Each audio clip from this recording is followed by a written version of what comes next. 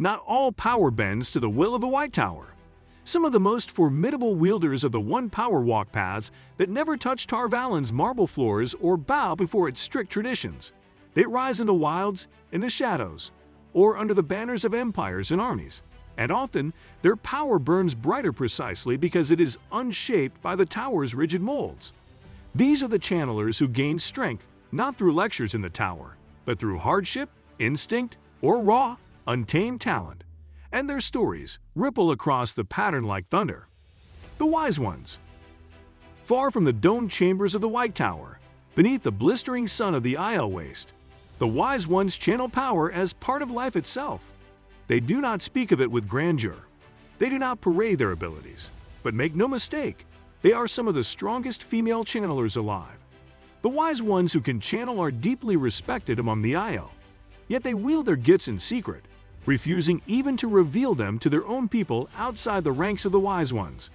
Their strength does not come from instruction in a formalized system, but from an almost religious devotion to self-discipline, spiritual depth, and a survivalist grit. Trained in the unforgiving crucible of the waste, where life itself is a constant trial, they emerge sharper and fiercer than most Aes Sedai could ever imagine.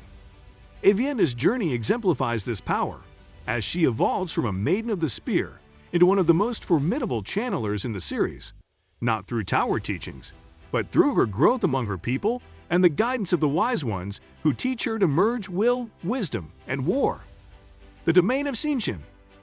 Among the Seanchan, power is neither sacred nor revered. It is chained. Domain, those born with the spark or the potential to channel, are leashed by the Adam and used as living weapons in the Empire's imperial ambitions. And yet, within this brutal system, some of the most terrifyingly powerful channelers are forged. Without the psychological restraint that Aes Sedai training often instills, no oaths, no fear of burnout, no concept of using the power only when needed. Domain are drilled into weapons with an unflinching ruthlessness. Their strength is often raw, magnified by the complete lack of personal agency. But some, like the mysterious Alwyn or even the captured Egwene during her time as a domain, demonstrate a capacity for growth under pressure that is disturbing in its implications. Here, strength emerges not from freedom or choice, but from relentless, agonizing control. The Seanchan do not teach their domain the One Power, they use them. But in doing so, they unwittingly forge some of the most potent channelers the world has ever known. The Windfinders. Out on the open seas, where storms threaten death and silence is not an option, the Windfinders of the Aetha and Mire wield the One Power as part of their maritime calling. Their dominion over air and water is unparalleled, refined by necessity rather than theory. They use the power not to influence courts or intrigue, but to command nature itself. The seas are their crucible, and their power is born of function. Without the inhibitions or societal fears that often plague the Aes Sedai, Windfinders harness the power boldly, creatively, and with a sense of entitlement that makes them dangerous. They are not limited by oaths or dogma, but by the pragmatic needs of the moment. Channeling to control weather, steer ships, or even navigate in storm-battered waters demands an intimacy with the elements that no tower-trained sister can match. In this way, Windfinders become masters of their own kind of magic, an elemental power as vast and deep as the oceans they ride. The Kin. If the Aes Sedai represent the formal and public face of female channelers, the Kin are their quiet reflection. Older, scattered, forgotten women were once tower rejects or runaways, dismissed as weak or unworthy. They vanished into anonymity, surviving on the fringes of society. But time is their secret weapon. Unlike Aes Sedai, who often take the oath rod early and burn through their lives faster, the Kin live far longer. This extended lifespan allows their strength and the power to grow more gradually and naturally, revealing hidden wells of ability that would have shocked the tower had they known. Their power is shaped not by drills and lessons, but by lived experience and sheer persistence. Allies, Rian Corley, and others quietly amass skill and strength through the ages, crafting a sisterhood of potent but overlooked channelers. The tower may sneer at their lack of formality, but their strength proves that power cultivated over time, free of restriction, can reach levels that rival the best-trained Aes Sedai. Rand al'Thor. If raw power were the only metric, Rand al'Thor would stand among the greatest simply by virtue of his strength in Sedai. But what elevates him beyond all others is not how much of the power he can wield, it is what he becomes in the wielding of it.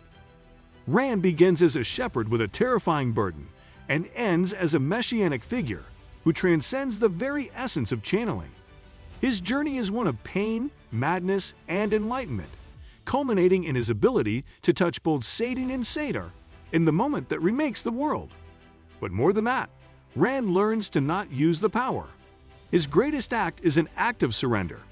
In his final confrontation with the Dark One, he chooses creation over destruction, hope over domination. This shift, from using power to understanding its place, marks him as the most evolved channeler in the pattern. Rand does not win because he is the strongest channeler. He wins because he becomes the wisest, and in that wisdom, he surpasses every Aes Sedai, Forsaken, and Prophet who came before. The Forsaken. While the White Tower clings to rules and rituals, the Forsaken wield the one power, and in some cases, the true power, with a mastery that rewrites the boundaries of what channeling even means. These are not just the strongest channelers outside the Aes Sedai.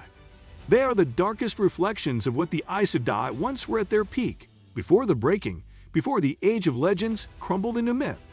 Men and women like Lanfear, Ishamael, and Demandred were not bound by any tower code.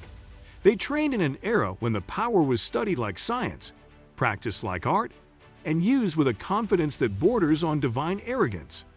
Lanfear's raw strength exceeds almost all others in the series, and she knows it. Demandred's military destruction during the last battle reveals how power paired with ruthlessness can change the tide of war. The Forsaken did not gain their strength from tradition or moderation. They seized it from ambition, intellect, and unflinching cruelty.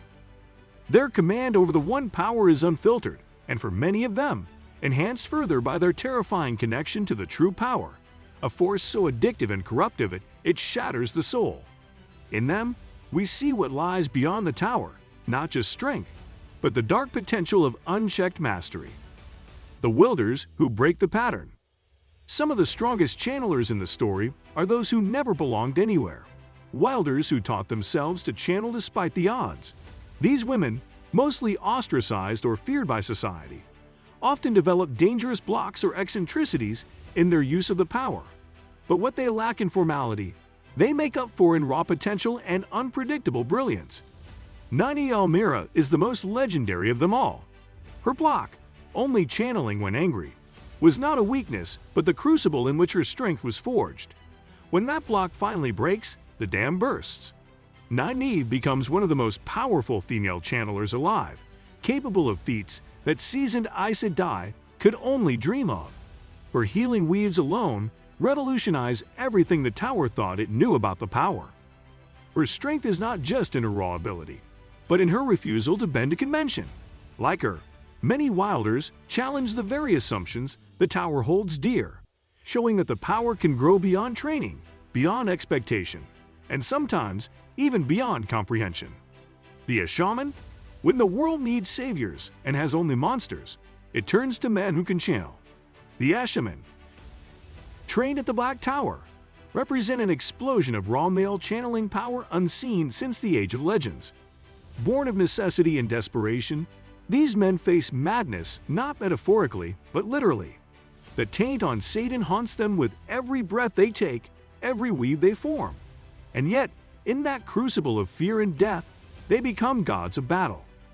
Rand al'Thor's founding of the Black Tower was not just a rebellion against the White Tower's exclusion. It was a return to the ancient balance of male and female channelers standing together, however uneasily. The Shaman are trained brutally, quickly, and without the temperance the tower demands.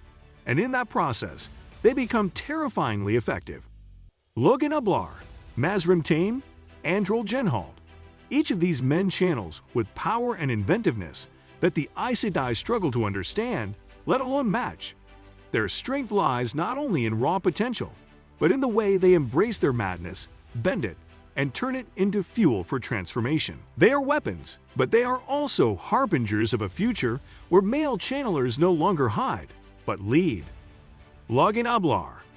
Once proclaimed a false dragon, Logan Ablar was captured and gentled by the Aes Sedai. But his story didn't end there. With the help of Non-Aes' revolutionary healing, he regains access to the power and becomes a key figure in the fight against the Shadow. Logan is extraordinarily strong and sating, though not quite on Rand's level. What truly distinguishes him is his leadership and resilience. He becomes a leader among the male channelers in the Black Tower and gains respect as a battle-hardened warrior. His path is defined by pain, loss, and the regaining of dignity, which gives him a spiritual strength that complements his raw power. Though never part of the White Tower, he forges a path that is arguably more impactful and respected, and he plays a central role in uniting male channelers into a force the world hasn't seen since the Age of Legends. Ogier channelers and the mystery of potential. Among the many races touched by the One Power, the Ogier are a tantalizing enigma. Revered for their ancient wisdom, craftsmanship, and connection to the natural world, the Ogier seem removed from the channeling struggles that dominate human history. And yet, questions linger like mist over the ways they once built. Could Ogier channel? Did they once possess the spark, or have they simply walked a different path? While no Ogier is ever shown channeling in the Wheel of Time, their profound connection to the pattern, and their ability to sense its unraveling, hints at a latent form of power, one that may not rely on traditional weaves. Loyal, the most well-known Ogier in the series, often remarks on his people's sense of time, growth, and harmony, qualities deeply aligned with the nature of Sidar. In another age, or perhaps in a different turning of the wheel, Ogier may well be channelers of a gentler, earthbound variety. Their absence from the ranks of wielders may be less about limitation and more about choice or purpose. In this possibility lies a quiet, unexplored strength, power not taken, but withheld. Final thought. The Aes Sedai may claim to be the shepherds of channeling, but the world of the Wheel of Time proves otherwise. Power blooms in deserts, rides the waves, hides in shadows, and even breaks free from leashes of pain and prophecy. Some of the greatest channelers in the pattern were forged not in classrooms but in fire, through war, pain, freedom, and vision. Their strength is not only in what they can do, but in how they've defied what was expected of them.